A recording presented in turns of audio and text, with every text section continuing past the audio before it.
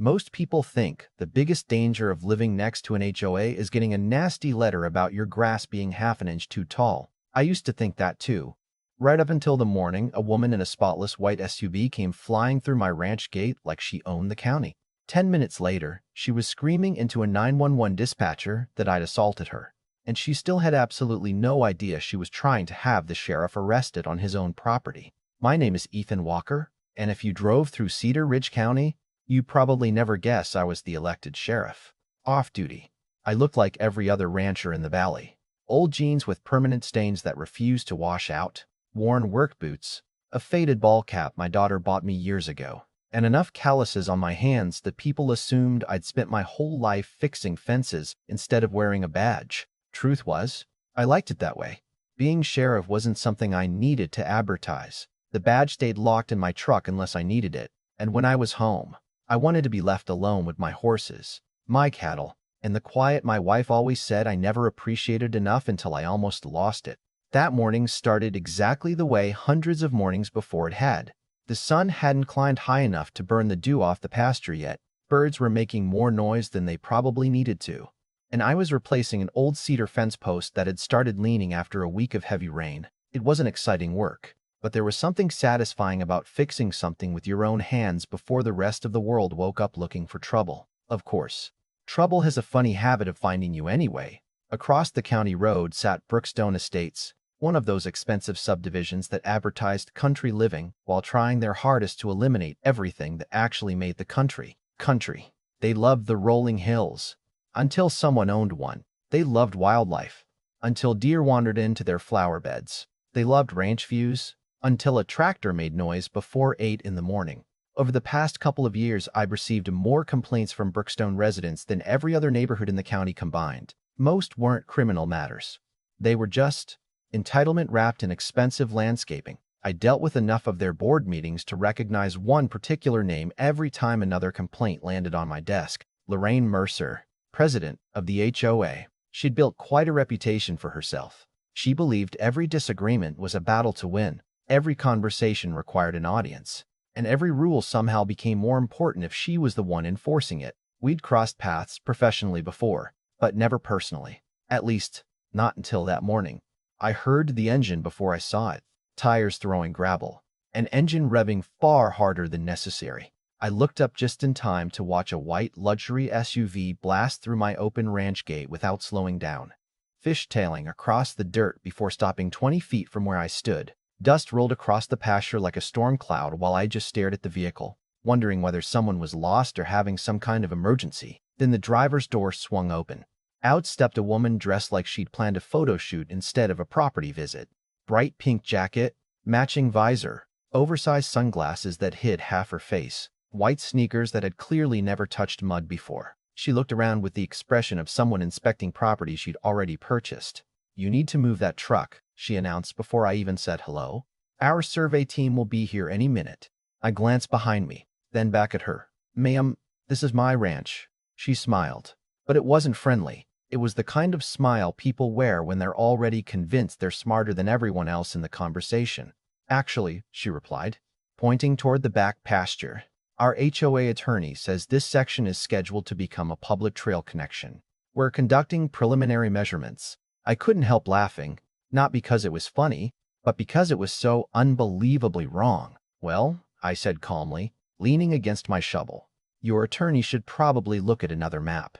You're standing on private property." She folded her arms. "Don't make this difficult." "I'm not making anything difficult. I'm asking you to leave." She took 2 steps closer until she was barely 6 feet away. "You people always think property rights mean you can stop community improvements." "You people." I almost asked what that meant, but experience had taught me people eventually revealed themselves if you simply stayed quiet long enough. "Sure enough," she continued, "I've dealt with stubborn landowners before. They usually cooperate once they realize they're wasting everyone's time." I nodded slowly. "Maybe, but today's not one of those days." Her smile disappeared. "Move." "No." "Excuse me." I said no. "You're trespassing. Please leave." For just a second, the entire pasture went silent. Even the birds seemed to stop making noise. Then, without warning, she stepped forward and slapped me across the face. It wasn't hard enough to hurt. Honestly, It surprised me more than anything else. I'd spent 20 years breaking up bar fights, domestic disputes, and drug arrests. The last thing I'd expected was getting slapped by an HOA president before breakfast. She immediately pulled out her phone. "You asked for this," she snapped as she dialed 911. Seconds later, her voice transformed completely. Suddenly, she sounded terrified. "Please send deputies," she cried into the phone. "A violent farmer attacked me. He's threatening me. I think he has weapons." I stood there looking at her, then looked at the phone in her hand, wondering if I'd somehow missed the part where reality left the conversation. She kept describing me as unstable, dangerous, and aggressive while standing on my land after hitting me first. I almost interrupted, but then I decided not to. Instead, I quietly reached into my pocket, unlocked my own phone, and started recording.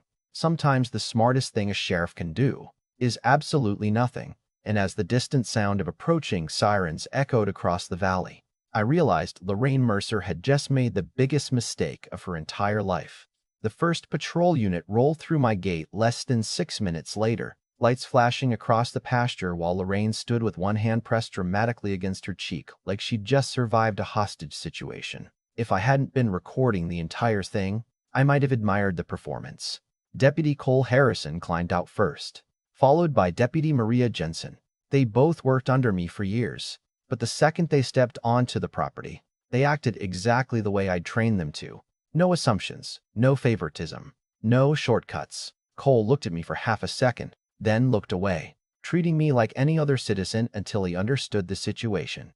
Lorraine didn't notice. She rushed toward them before either deputy could speak. "Thank God you're here," she cried, pointing directly at me. "He attacked me for doing official community business. He's completely out of control." Maria glanced toward me. "Sir, would you mind standing where you are while we sort this out?" I nodded. "Not a problem." Lorraine folded her arms with obvious satisfaction. She probably thought compliance meant guilt. I'd seen that mistake more times than I could count. Some of the calmest people I'd ever arrested turned violent the second cuffs came out, while truly innocent people usually just waited because they knew the facts would eventually catch up. Cole asked Lorraine to explain everything from the beginning. She didn't hesitate. According to her version, she'd entered the property because the HOA had legal authority to inspect land for a future county trail. I'd become enraged without warning, threatened her with a shovel, grabbed her arm, and attempted to force her off the property. Then, fearing for her safety, she'd slapped me in self-defense before calling 911. It was an impressive story, except for one tiny problem. None of it had actually happened. When she finished, Cole turned toward me. "Sir?" I shrugged. "She drove on a private property without permission. I asked her to leave 3 times. She slapped me. Then she called you." Lorraine laughed loudly. "Seriously? That's your defense?" Before either deputy responded, another SUV rolled through the gate. Sergeant Ben Foster stepped out, looked around, spotted me, and instinctively started walking over. Then he caught himself, realizing what was happening, and instead addressed Deputy Harrison. "Who's primary?" Cole answered immediately. "I am." Ben nodded. "Then it's your scene."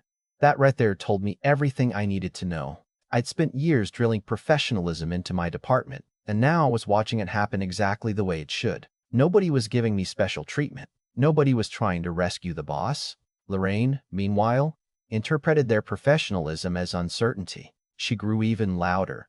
"Are you people seriously going to let him stand there after what he did?" Maria looked at her notebook. "Ma'am, we'd like to verify everyone's statements." "There's nothing to verify." "Actually," Maria replied politely, "there usually is." Cole looked toward me again. "Any cameras on the property?" I smiled just a little. "Quite a few." Lorraine's confidence flickered for the first time. "Cameras? Front gate, barn, workshop, feed shed, and the truck." I watched the color slowly drain from her face. "You recorded this?" "I record most things that happen around the ranch." That wasn't entirely true. I recorded unusual visitors. After 20 years in law enforcement, paranoia eventually becomes preventative maintenance. Cole retrieved the memory card from my security system while another deputy downloaded footage from my truck's dash camera. During the wait, Lorraine continued talking, which turned out to be another mistake. Every sentence became slightly different from the one before it. First, she'd been surveying county property. Then she claimed she'd only been turning around. Then she insisted she'd been invited onto the ranch by someone she couldn't name. Lies have weight. 1 is manageable. 5 start collapsing under each other. About 15 minutes later, Cole returned carrying a department tablet. We've got the footage. He didn't say another word. He simply pressed play. Everyone watched together. There was the SUV flying through my gate without slowing down. There was Lorraine climbing out and walking directly toward me. Audio captured every word. My voice stayed calm from beginning to end. Hers grew sharper by the second. Then came the slap. Loud enough for everyone standing around the tablet to hear. Nobody spoke. Finally, the recording showed her dialing 911 while I simply stepped backward and pulled out my own phone. The silence afterward felt almost physical. Lorraine swallowed. Well, that's missing context. Cole looked up. What context? He intimidated me? How? The way he looked at me. Maria blinked twice. Ma'am, you're saying his facial expression caused you to strike him? Lorraine hesitated. No. I mean, he was threatening. Verbally? Not exactly. Physically? Not exactly. With a weapon? She glanced toward the shovel still leaning against the fence post. That shovel. Cole looked at the footage again. The shovel never left the ground. She crossed her arms tighter. You're twisting everything.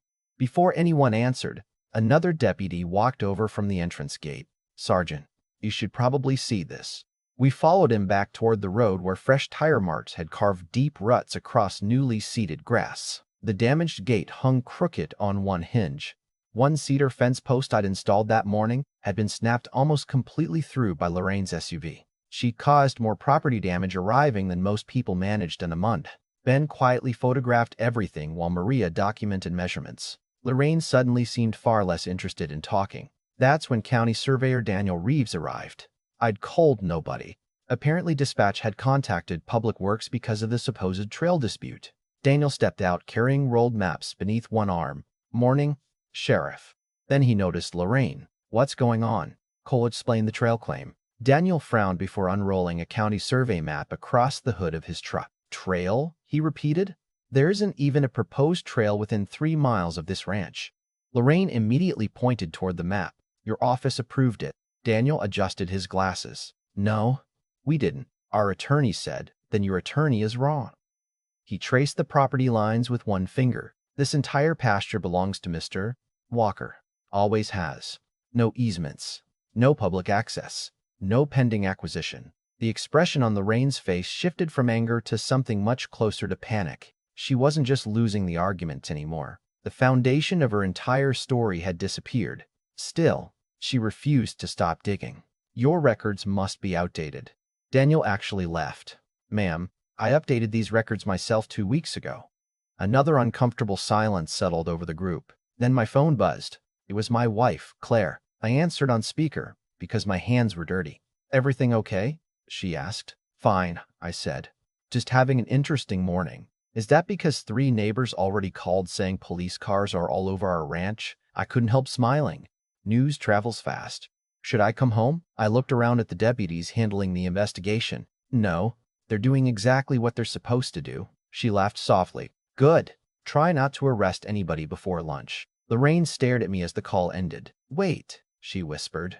They know you? Nobody answered immediately. Sergeant Foster finally spoke. Ma'am, had we never met Sheriff Walker? Her eyes locked onto me. For several long seconds, she simply stood there, trying to connect 2 completely different images in her head. The man wearing dusty boots and fixing a fence, and the elected sheriff whose face appeared on county election signs every 4 years. Recognition hit all at once. You're, she muttered. Yes, I answered quietly. I am.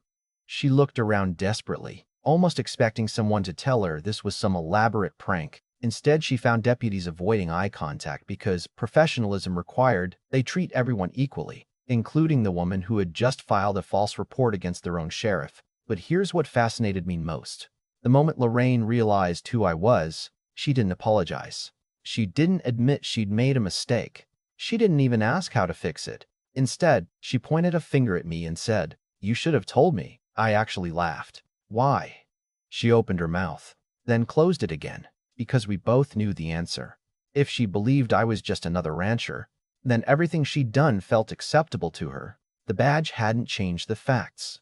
It only exposed her assumptions, and unfortunately for Lorraine Mercer, The evidence team had just discovered something buried beneath those assumptions that was about to turn one ugly trespassing complaint into an investigation that would reach far beyond a broken fence and a false 911 call. The evidence team didn't find buried cash or some dramatic conspiracy hidden beneath the pasture. What they uncovered was something far more dangerous. Paperwork. Over the next week, investigators collected emails, meeting minutes, survey requests, contractor invoices, and correspondence between the Brookstone HOA board and a consulting firm they'd hired to explore expanding their trail system. That's when the picture finally came together. Lorraine hadn't shown up at my ranch by accident. For months, she'd been telling residents that the association was close to securing additional green space to increase property values. She'd presented sketches during board meetings, talked about scenic walking paths, even hinted that negotiations with neighboring landowners were already underway. The only problem was, nobody had actually agreed to sell anything. Somewhere along the line, hope had quietly turned into assumption. Assumption had become entitlement, and entitlement eventually convinced Lorraine that acting first would somehow force reality to catch up later. It never does. The district attorney's office handled everything from that point forward to avoid any appearance of favoritism, exactly the way it should have been. I wasn't involved in charging decisions, witness interviews, or recommendations. I simply turned over my evidence, answered questions when asked, and went back to fixing fences. Funny enough, repairing that broken cedar post took less time than repairing the reputation Lorraine had spent years building. She was charged with filing a false police report, criminal trespass, and misdemeanor assault. The property damage was handled separately through civil court, along with the cost of repairing my gate and pasture. But the legal consequences turned out to be only part of the story. Once Brookstone residents learned why deputies had spent half the morning at my ranch, they started asking uncomfortable questions of their own. If the HOA president had confidently claimed authority over land she didn't own, what else had the board been claiming? Attendance at the next HOA meeting was standing room only. Several homeowners later told me it felt less like a neighborhood gathering and more like a shareholder revolt. Financial records were requested. Legal expenses were questioned. Outside consultants suddenly had to explain invoices that nobody remembered approving. Lorraine tried defending herself by insisting she'd only been acting in the community's best interest. But trust is a fragile thing. Once people catch someone rewriting the truth, they begin rereading every chapter that came before. Within a month, she resigned from the board. 2 other directors followed shortly afterward. Brookstone elected an entirely new leadership team. And to their credit, the first thing the new president did was drive out to my ranch with nothing more than a pickup truck and an apology. His name was Mark Ellis, retired Air Force, quiet guy, probably in his late 60s. He conned out carrying a small cedar sapling. Figured one tree wasn't enough, he said with an awkward smile. We heard you lost a fence post. Thought we'd replace something that lasts longer. We planted that cedar together near the entrance gate. Before he left, he looked across the pasture and said something I've never forgotten. Communities don't fall apart because people disagree. They fall apart when leaders convince themselves they're above hearing the word no. I think he was right. Every now and then people still ask me why I never told Lorraine who I was before she called 911. The honest answer is simple. Because it shouldn't have mattered. She shouldn't have needed a badge to respect private property. She shouldn't have needed an elected title to treat another human being with basic decency. Is the only thing stopping someone from abusing power is discovering the other person has even more power, then they never respected anyone in the first place. That's fear, not respect. Months later, I drove past Brookstone and noticed families actually using the community park. Kids were riding bicycles. Neighbors were talking.